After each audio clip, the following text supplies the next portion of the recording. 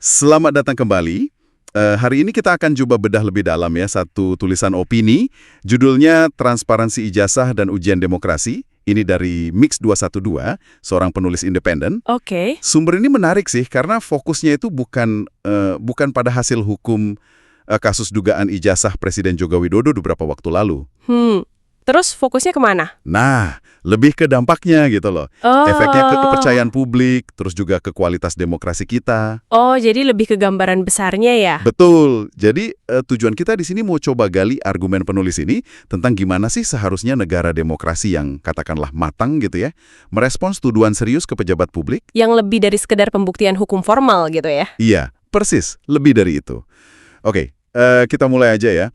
Penulis ini kan membuka dengan gagasan kalau ijazah itu ya bukan cuma kertas lah, tapi simbol. Simbol kredibilitas pejabat, katanya. Memang. Penulisnya langsung menyoroti kalau persoalan ini dampaknya itu luas banget. Jadi saat keaslian ijazah pejabat publik diragukan, itu nggak cuma reputasi individunya aja yang dipertaruhkan. Terus apa lagi? Ya kehormatan institusi, kan? Institusi pendidikan, hukum, bahkan sendi-sendi demokrasi kita sendiri gitu loh. Wah, dalam juga ya. Ini kan menyentuh inti kepercayaan publik pada sistem pada dasarnya. Nah, penulis terus lanjut mengkritik nih, respons yang katanya cenderung reaktif dalam kasus ini. Reaktif gimana maksudnya? Dia menyoroti ada kesan gitu ya, kalau pelaporan balik ke pengkritik itu kok kayaknya lebih diprioritaskan. Dibanding apa? Dibanding upaya membuka akses publik seluas-luasnya ke dokumen kunci yang relevan. Gitu. Oh, oke. Akibatnya, kata penulis, ruang publik yang mestinya jadi tempat dialog malah jadi kayak arena saling lapor gitu. Jadi kayak bergeser fokusnya ya. Iya, kayak gitu. Nah, dari kritik ini, penulis terus mengajukan pertanyaan yang cukup fundamental sih. Gimana seharusnya negara bersikap dalam situasi kayak gini? Terus, dia ada usulan solusi? Ada. Solusi yang ditawarkannya itu transparansi penuh. Total. Transparansi penuh. Maksudnya gimana tuh? Ya bukan cuma sekedar pernyataan, oh ini asli gitu. Bukan. Tapi melalui audit independen. Audit independen? Iya, jadi pemeriksaan ilmiah yang mendalam gitu ya terhadap keaslian dokumen itu. Oke. Nah, audit ini menurut penulis penting banget melibatkan berbagai pihak yang kredibel. Siapa aja tuh misalnya? Disebutin tuh ada pakar forensik dokumen, terus akademisi, arsiparis negara, bahkan sampai jurnalis investigatif. Wah, banyak ya. Kenapa harus sebanyak itu? Apa penekanan penulis di situ? Nah, penekanannya, keragaman pihak ini krusial banget buat memastikan objektivitas hasil auditnya. Oke. Biar nggak bias ya? Betul. Tujuannya, biar kesimpulan yang didapat nanti itu benar-benar bisa dipercaya sama publik secara luas. Nggak ada kesan, bias atau ditutup-tutupi gitu loh. Masuk akal. Dan tentu aja, hasilnya wajib dibuka ke publik. Wajib. Oke. Nah, penulis juga, ini menarik nih. Dia bikin pembedaan penting soal jenis kritik. Oh ya, gimana tuh bedainnya? Jadi ada kritik yang berbasis analisis, meskipun ya mungkin aja keliru analisisnya.